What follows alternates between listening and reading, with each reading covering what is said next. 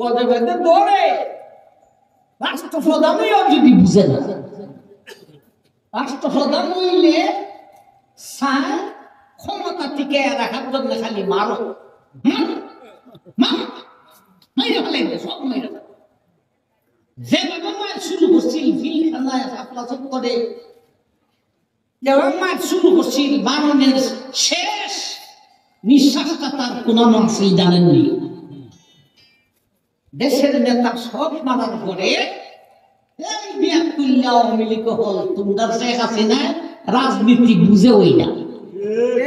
সবাই বলছিল বাপরে বাপ এটা যে শক্ত, আমি বইটা শক্ত না, এটা রাজনীতি বুঝে না। রাজনীতি হইল যে ওই মাথা সরাই দেব এর ওই মাইরে না মানলে পরে যে তোর মরণ লাগবো এই কথা জানোস না। কিসের প্রধানমন্ত্রী? সম্মানিত উলামায়ে কেরাম, মুরব্বিয়ান রাজম, পর্দানিশীল মা ও বোন, উপস্থিত দিন দরদি সুধী সমাজ, আমার ভাই, আপনাদের দারুল আরকাম আল ইসলামিয়া ফিরোজপুর মাদ্রাসার উদ্যোগে দ্বীনি আলোচনার আয়োজন। উলামায়ে কেরাম আলোচনা করেছেন, আমার পরে আরো উলামায়ে কেরাম আলোচনা করবে। বিশেষ করে আমার শায়েখ বরুণার মুফতি সাহেব হুজুর দামাত বারকাতুহুম গুরুত্বপূর্ণ বয়ান রাখবেন এবং মুনাজাত করবেন। এর আগে কিছু কথা বলার জন্য কর্তৃপক্ষের আবদার, সে হিসাবে আমি আমার খুতবাতে সূরা বাকারা 155 এবং 156 এই দুইখানা আয়াত তেলাওয়াত করেছি। একে সামনে রেখে তার তাফসীরে আলোকে কিছু কথা আপনাদের সামনে উপস্থাপন করব ইনশাআল্লাহ। মাশাআল্লাহ, আপনারা বর্ষণ সুন্দর হইয়া, আরেকটু সুন্দর হইলে আমরা খুশি হইতাম। ফাঁকা জায়গা অনেকের সামনে, বড় বড় ফাঁক, এই ফাঁকাগুলি একটু বন্ধ করে বসুন না বাবা। তোমরা দিকে সমাজ কেন আসো?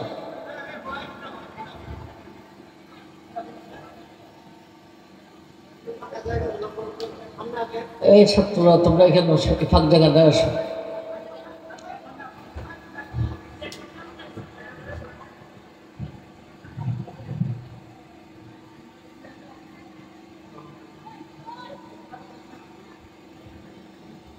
আলোচনায় যা জিজ্ঞেস করবো হা না ঠিক মিটিকের উত্তরটুকু সবাই দেবার চেষ্টা করবেন, পারবেন?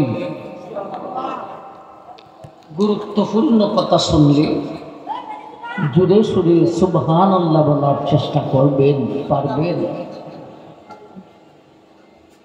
ভাই, সূরা বাকারা 155 এবং 156 এই দুইখানা আয়াতের মাধ্যমে কথা বলতে বারংবার আয়াতের নাম্বার না বলে সহজে বুঝাইবার জন্য আমি বলবো প্রথম আয়াত আর দ্বিতীয় আয়াত।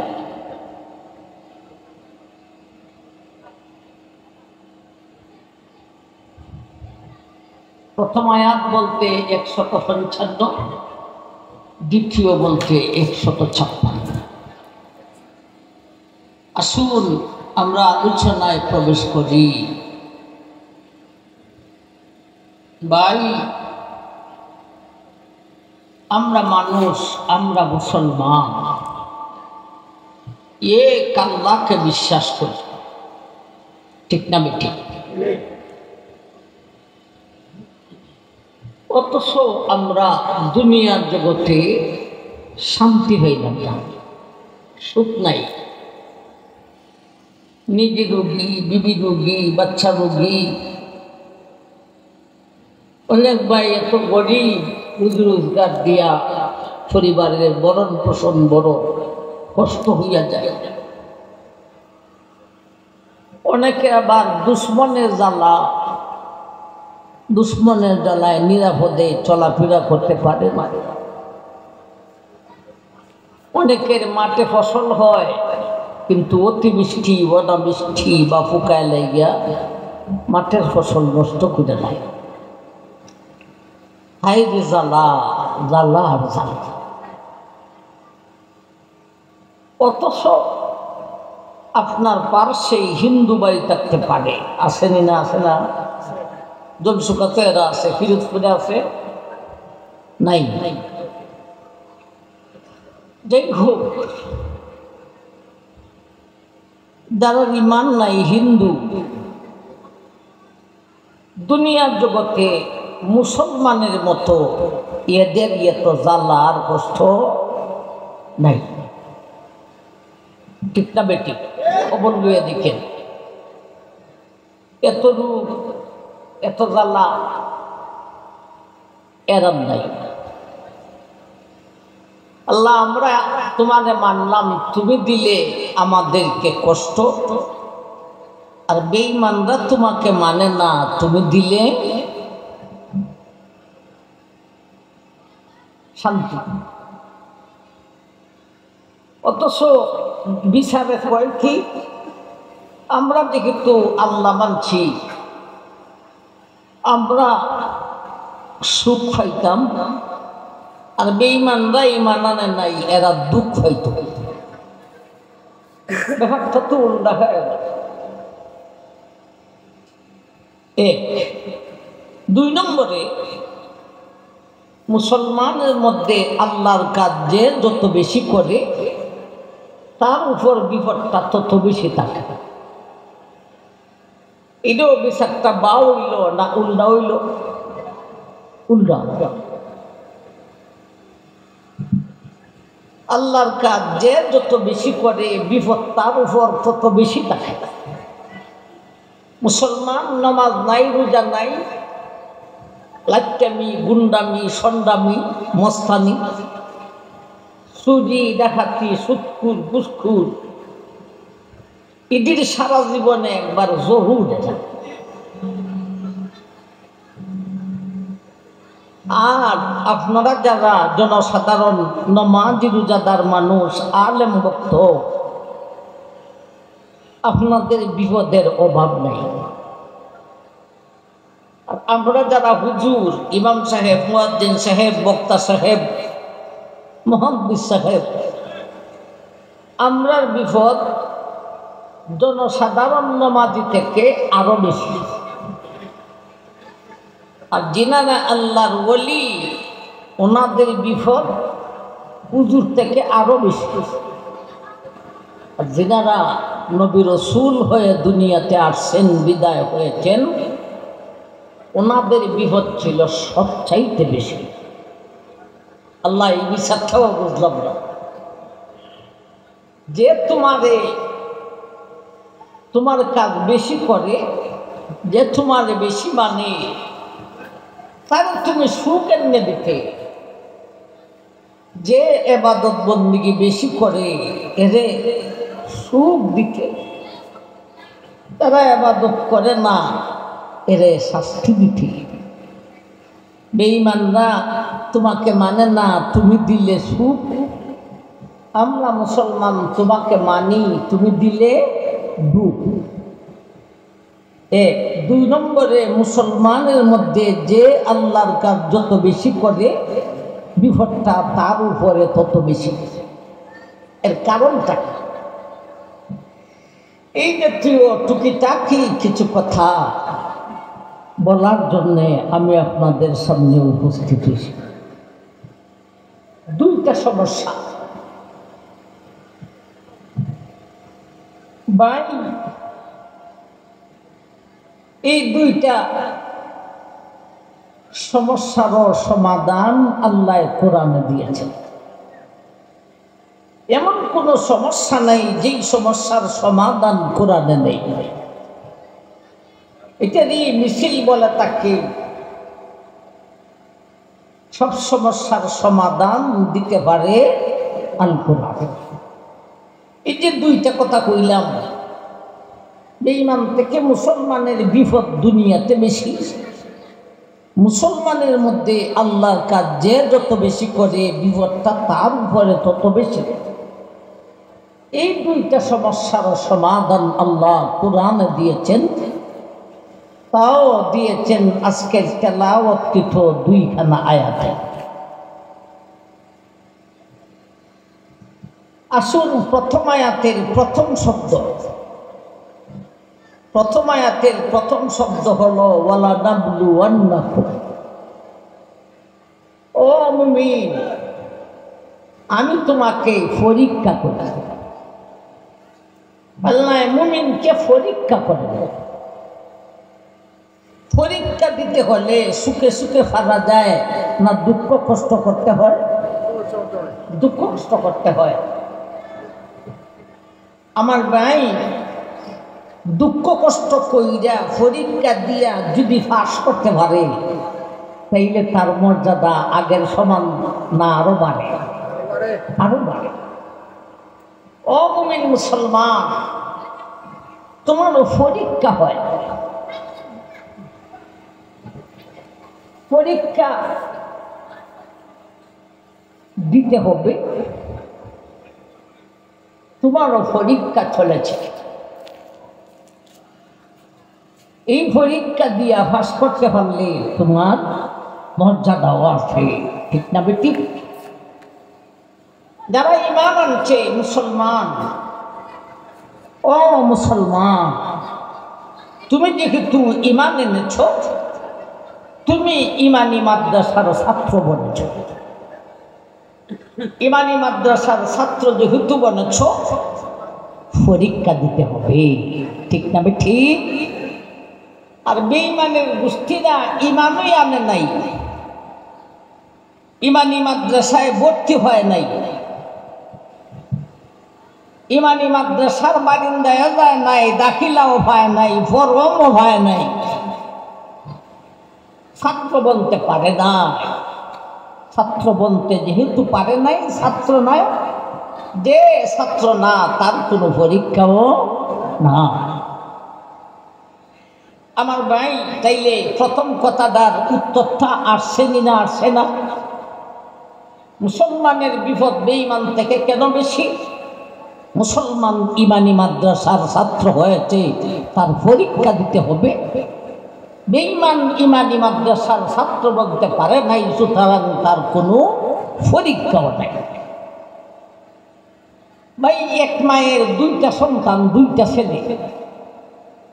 একটা ছেলে মাদ্রাসায় লেখাপড়া করে, মোটা চাউলের বাপ, পাতলা ভান্ডির ডাই। দিনের বেলায় ক্লাস, রাতের বেলায় অধ্যায়ন। আমার ভাই, আর একটা ছেলে বাড়িতেই তাকে ঘুরায় বেড়ায়, মায়ের হাতের গরম ভাত খায়। সুখের বেলায় কোনটা বেশি, মাদ্রাসাটা না বাড়িটা? বাড়িটা। আর মানের বেলায় কোনটা বেশি, বাড়িটা না মাদ্রাসাটা? কথা বোঝা আসতেছে না? আসতেছে না? আমরা মুসলমান, আল্লাহ আমাদেরকে মায়া করেন, আমরা ইমানি মাদ্রাসার ছাত্র বনেছি, সুতরাং আমাদের পরীক্ষা হবে। বেঈমান ইমানি মাদ্রাসার ছাত্র বলে নাই, সুতরাং তার কোনো পরীক্ষাও নাই। এবারে আসুন দুই নম্বর কথা। মুসলমান আল্লাহর কাজ যে যত বেশি করে বিপদটা তার উপরে তত বেশি থাকে। ভাই, আপনি একটা শিক্ষা প্রতিষ্ঠানের ছাত্র হইলেন, সব ক্লাসের ছাত্রের পরীক্ষা কি এক জাতের হয় না ব্যবধান আছে? পাঠশালা ক্লাসের ছাত্র পরীক্ষায় পাস করতে যতটুকু মেহনত করতে হয়, এসএসসি ক্লাসের ছাত্র পরীক্ষায় পাস করতে এতটুকু মেহনত করলি হবে না আরো বেশি লাগে? আরো বেশি লাগে। যে যত উঁচা ক্লাসের ছাত্র হবে তার পরীক্ষা তত কঠিন হবে। ও ভাই, আমরা ঈমান আনছি, মুসলমান হইছি, তা ঠিক আছে, কিন্তু আল্লাহর কাজ যে যত বেশি করে আল্লাহর নৈকট্যতা সে তত বেশি হাসিল করে। সুতরাং তার পরীক্ষাও সেই পর্যায়ের হবে। ভাই, যে পাঠশালা ক্লাসের ছাত্র, 1 ক্লাসের ছাত্র, এর পরীক্ষাটাও সেই জাতীয় হবে।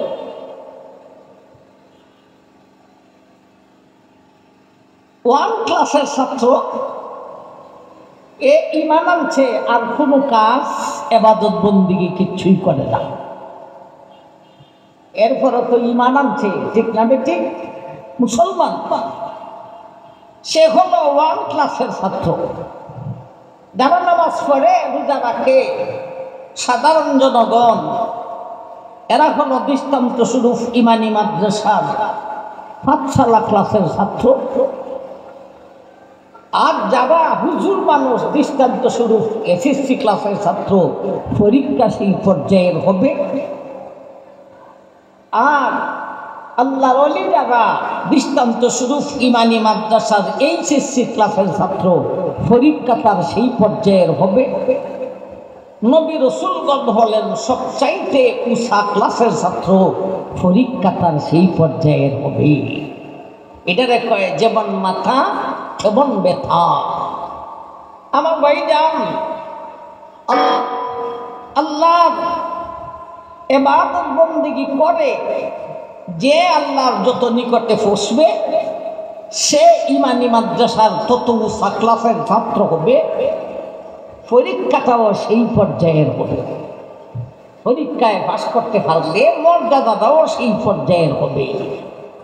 দুটা কথার উত্তর মোটামুটি হয়েছে না হয়েছে না? বেঈমান থেকে মুসলমানের বিপদ কেন বেশি? মুসলমানের মধ্যে আল্লাহর কাজ যে যত বেশি করে, বিপদটা তার উপরে তত বেশি হবে। আমার ভাই, প্রথম আয়াতে প্রথম শব্দতে আল্লাহ সেই কথাটাই বলেন, ওয়ালা নাবলুওয়ান্নাকুম, আমি আল্লাহ তোমাকে পরীক্ষা করি। আমার ভাই, এখন কয়েকটা কথা বুঝতে হবে। 1 নম্বরে, এই পরীক্ষার নামটা কি? দুনিয়াতে যে শিক্ষা প্রতিষ্ঠানে পরীক্ষা হয়, প্রতিটি পরীক্ষার নাম আছে না? আছে না? পাঠশালার পরীক্ষা, ইন্টারের পরীক্ষা, এইচএসসির পরীক্ষা, দাখিল পরীক্ষা, কামিল পরীক্ষা, ইবজ বিভাগের পরীক্ষা, দাওরা ক্লাসের পরীক্ষা, পরীক্ষার নাম আছে না? আছে না? আল্লাহ যে বলেছেন মুমিনের পরীক্ষা হবে, এই পরীক্ষার নামটা কি? প্রথম আয়াতের প্রথম শব্দের অধীনে তাফসীরওয়ালায় এই পরীক্ষার নামটা ধরে তুলেছেন। এই পরীক্ষার নামটা কি? ওয়ালা নাবলুওয়ান্নাকুম,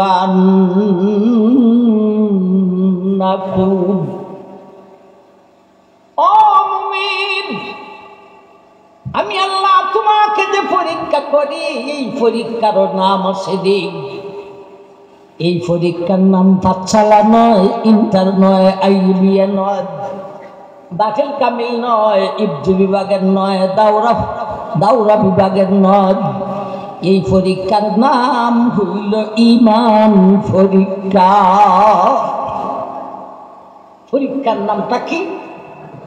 একটু জোরে হন সবাই, হন। পরীক্ষার নামটা কি? ঈমান পরীক্ষা। ভাই, দুনিয়ার জগতে পরীক্ষা যে হয় স্কুলে মাদ্রাসায়, এতে কয়েকটা জিনিস লাগে না। একটা হলো পরীক্ষা লেনেওয়ালা, আরেকটা হলো পরীক্ষা দেনেওয়ালা। এটারই বাংলা ভাষায় কয়ে পরীক্ষক আর পরীক্ষার্থী। পরীক্ষা লেনেওয়ালা, পরীক্ষা দেনেওয়ালা। পরীক্ষার জন্য একটা হলও লাগে, পরীক্ষার জন্য নির্ধারিত একটা সময়ও আছে, ঠিক না বেটি? পরীক্ষা কি নদীর বৈশা দেওয়া যাব, মাঠে বৈশা দেওয়া যাব, না পরীক্ষার হল আছে? পরীক্ষার হল আছে। এমনভাবে পরীক্ষার সময়ও আছে। রাইতের 12টায় কোনো জায়গায় পরীক্ষা হয় না। পরীক্ষার সময় আমার ভাইজান সময়ও আছে, পরীক্ষার হলও আছে, পরীক্ষা দেনেওয়ালাও আছে, পরীক্ষা লেনেওয়ালাও আছে। এই 4টা কথা। ওয়ালানাবলুওয়ান্নাকুম একটা শব্দতে 5টি সমস্যার সমাধান। একটা কইলাম 4টা রুশি, একটা কইলাম কি এই পরীক্ষার নাম হলো ঈমান পরীক্ষা। 4টা রয়েছে, সেই 4টা কি? ঈমান পরীক্ষার পরীক্ষককে, ঈমান পরীক্ষার পরীক্ষার্থীকে, ঈমান পরীক্ষার হলটা কই, ঈমান পরীক্ষার সময়টা কি? একবার বলি সুবহানাল্লাহ। এই 4টা কথা বুঝবো আমরা প্রথম আয়াতের প্রথম শব্দ থেকে। ওয়ালানাবলুওয়ান্নাকুম, ও মুমিন, আমি আল্লাহ যে বলেছি তোমার পরীক্ষা আছে। এই পরীক্ষার্থী বিশ্বের মুসলমান নরনারী। এই পরীক্ষার পরীক্ষক হলাম স্বয়ং আমি আল্লাহ। ওয়ালানাবলুওয়ান্নাকুম শব্দের শুরুতে একটা নুন আছে, নুবা জবর নাম। এটা আরবি গ্রামারে এই নুন তার নাম হইল নুনে মুতাকাল্লিম। আর শব্দের শেষে আছে কাফ মিম পেশ কুম। কুম নুন দিয়া বুঝাইছেন পরীক্ষার্থী পরীক্ষককে, আর কুম দিয়া বুঝাইছেন পরীক্ষার্থীকে। কুম দিয়া বুঝাইছেন পরীক্ষা দেনেওয়ালাকে, আর নুন দিয়া বুঝাইছেন পরীক্ষা লেনেওয়ালাকে। একটা শব্দটি 4টি সমস্যার সমাধান। ওয়ালানাবলুওয়ান্নাকুম, ওরে মুমিন, আমি আল্লাহ যে বলেছি তোমার পরীক্ষা আছে। এই পরীক্ষার পরীক্ষার্থী তোমরা বিশ্বের মুসলমান নরনারী। এই পরীক্ষার পরীক্ষক স্বয়ং আমি আল্লাহ। এই পরীক্ষার ফলটা হলো দুনিয়া।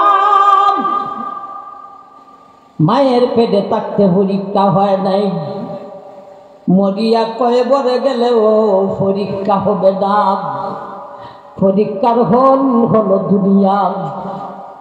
পরীক্ষার সময় হলো বালিক হওয়ার পর থেকে নিয়ে মরণের আগ পর্যন্ত। কয়টা জিনিস বুঝলাম? 4টা। ঈমান পরীক্ষার পরীক্ষার্থী বিশ্বের মুসলমান নরনারী আমরা। ঈমান পরীক্ষা পরীক্ষক স্বয়ং আল্লাহ। ঈমান পরীক্ষার হল হলো দুনিয়া। ঈমান পরীক্ষার সময় হলো বালিগ হওয়ার পর থেকে নিয়ে মরণের আগ পর্যন্ত। তাইলে বলেন এখন আমরা দুনিয়াতে কোন অবস্থায় আছি? আল্লাহ আমাদেরকে পরীক্ষার জন্য পাঠাইছে। কোন ছাত্র যদি পরীক্ষার হলে পরীক্ষা চলা অবস্থায় এর যে পরীক্ষা হইতেছে সেই কথাটাই জানে না, এই ছাত্রটা কি পরীক্ষায় পাস করবা না ফেল করবা? আমার ভাইজান, আমাদের হরদম 24 ঘন্টা পরীক্ষা চলেছে। আমাদের পরীক্ষা চলেছে। আমরা হলাম পরীক্ষার্থী, আল্লাহ হলেন পরীক্ষা লেনেওয়ালা। পরীক্ষার হল হলো দুনিয়া, সময় হলো বালিক হওয়ার পর থেকে নিয়া মরণের আগ পর্যন্ত। এই কথাটা যদি জানেন তাহলে বুঝে থাকেন, তাহলে নিজেরে নিজে চিন্তা করেন আমি দুনিয়াতে কোন অবস্থায় আছি। সদা সর্বদা 24টি ঘন্টা আমাদের পরীক্ষা চলেছে, যেমন ভাবে দিনের বেলায় তেমন ভাবে রাতের বেলায়, যেমন ভাবে জাগ্রত অবস্থায় তেমন ভাবে ঘুমন্ত অবস্থায়। ঘুমাইয়াও ইমান পরীক্ষা হয়। দুনিয়ার জগতের শিক্ষা প্রতিষ্ঠানের কোনো প্রতিষ্ঠানে ঘুমাইয়া পরীক্ষা দেয়নি? উত্তর দিন না খেয়ে না, এলাকার ঘুমাইয়াও পরীক্ষা দেয়। কিন্তু ইমান পরীক্ষা যেমন ভাবে জাগ্রত অবস্থায় হয় ঘুমন্ত অবস্থায় হয়। এটা আবার কিভাবে? ঘুমন্ত অবস্থায় পরীক্ষা হয় কিভাবে? বাইরে আরো সহজ, জাগ্রত পরীক্ষা থাকে। ঘুমার টাইমে ঘুমের ঘরে মানুষ যখন বিছনার মধ্যে যায় ঘুমাইব, এখন বালিশের মধ্যে মাথা রাখার সাথে সাথে ঘুম আসে না কিছু সময় লাগে? কিছু সময় লাগে, গড়াগড়ি করতে করতে ঘুমে ধরে। আমার এটা বেমার বড় শক্ত, আমার ঘুমাইতে খুব লেট হয়। এটি একটা বেমার আমার, আল্লাহর মেহেরবানি। এমনি অন্যান্য লোক থেকে আল্লাহ আমাকে সুস্থ রাখছে। সমস্যা হইল ঘুমাইলে গুইরেতে গুইরেতে এর ফলে ঘুম ধরে। যাই হোক, সময় কম লাগুক আর বেশি লাগুক, ঘুমের বিছনায় গড়াগড়ি কইরা মানুষের মনটা কত দিকে যায়, যে যেমন তার মনটা থাকে তেমন ঘুমে ধরার আগ পর্যন্ত। এ যদি শুরুয়া থাকে ঘুমের বিছনায় গড়াগড়ি করে আর মনে মনে খালি ভাবে আজকে তো গত রাত্রে তো শুরু করলাম ও জায়গায়, আগামী রাত্রে শুরু করবো কোন জায়গায়, কোন প্রসেস করতে হইব, এই চিন্তা করতে করতে এর ঘুমে ধরছে। এ ফাঁস নাফিল যত ঘন্টা ঘুমাইল এত ঘন্টায় ঘুমের ঘরে। আরেক বেটা সুদ কাউরা আমরা দেশও আসেনি। বাপরি বাপরি বাপ, দেশের টেকা পাচার করতে করতে এরা মিলে দেশের সরকার।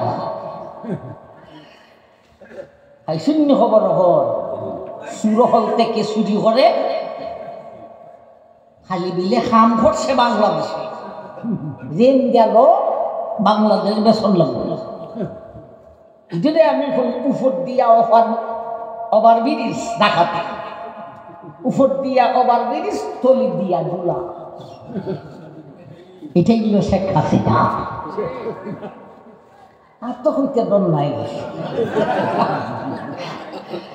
বলা বল আছি লিবাদাও, আমি চাচ্ছি না, আমি প্রত্যেক বছর দুই কথা হইলেও লাগছে। আমার ভাই যান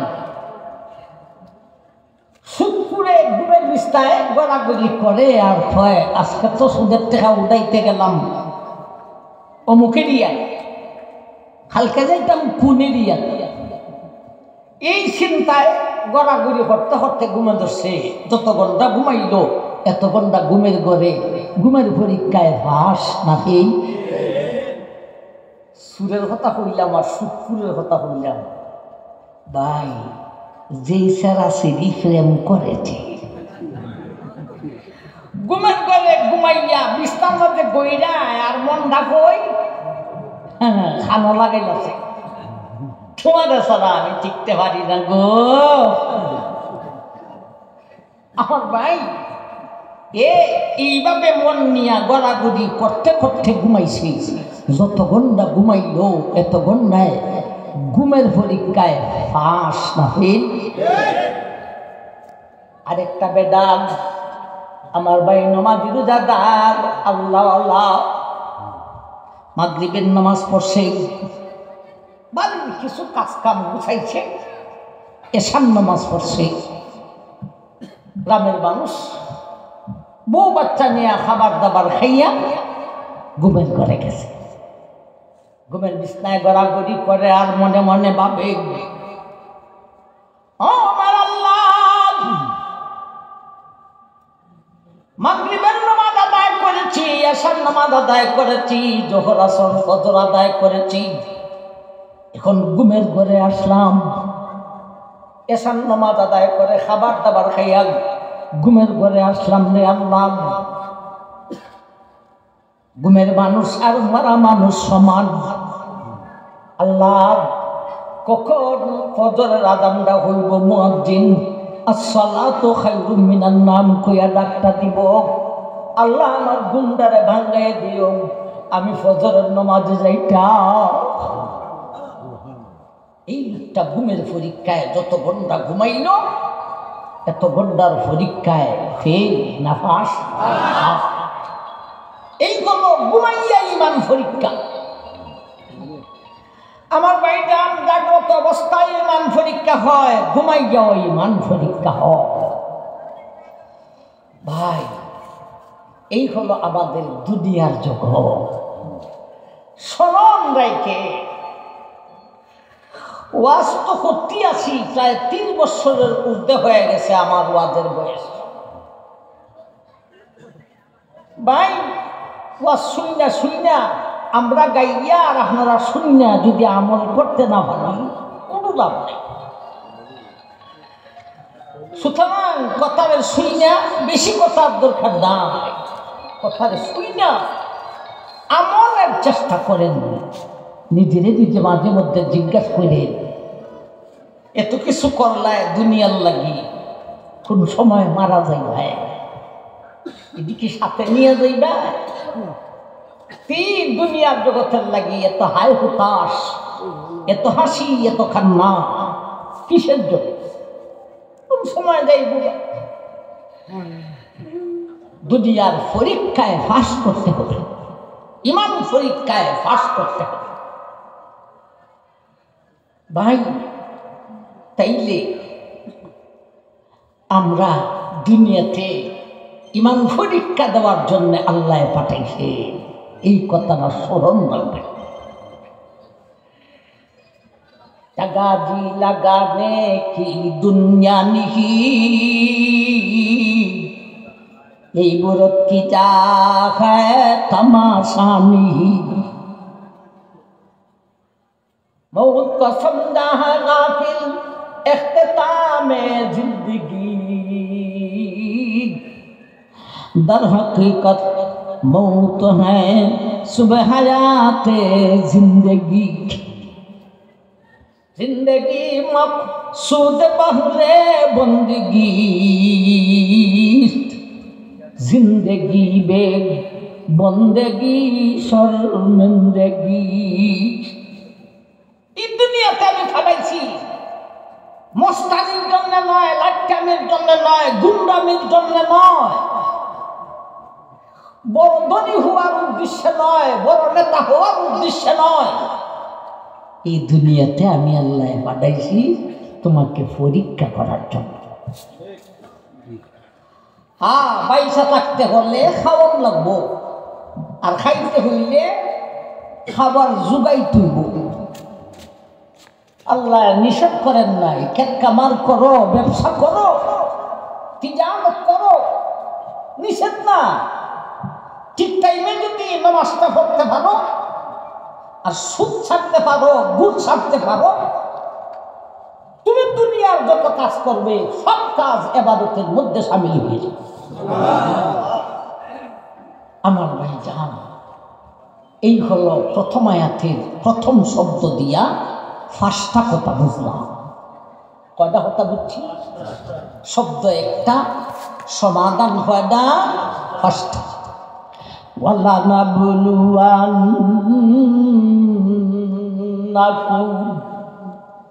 ও মুমিন, আমি আল্লাহ তোমাকে পরীক্ষা করি রে।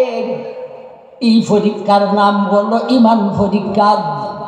এই পরীক্ষার পরীক্ষক স্বয়ং আমি আল্লাহ। এই পরীক্ষার পরীক্ষার্থী বিশ্বের মুসলমান নরনারী। এই পরীক্ষার হল হলো দুনিয়া। এই পরীক্ষার সময় হলো মালিক হওয়ার পর থেকে নিয়ে মরণের আগ পর্যন্ত। আমার ভাই, দুইখানা আয়াত। প্রথম আয়াতের প্রথম শব্দ আমরা এখন পর্যন্ত আছি, ঠিক না? ঠিক। এই শব্দ কিতা হইলা আমাদের ইমান পরীক্ষা চলেছে।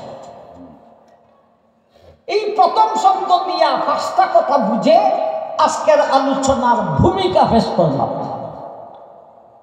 এখন আলোচনাটাকে কয়েক ভাগে ভাগ করতে হবে। একটা ভাগ হইল ইমান পরীক্ষা যে আল্লাহ করেন, এই পরীক্ষার বিষয়টা কি। দুনিয়াতে যে পরীক্ষা হয় স্কুলে বা মাদ্রাসায়, এই সমস্ত পরীক্ষা আমার ভাই বিষয় আছে না? আছে না? প্রত্যেকটা পরীক্ষাতে বিষয় আছে। পরীক্ষা হবে অঙ্ক, সারা রাইতে মুখস্থ করে গেছে ইতিহাস।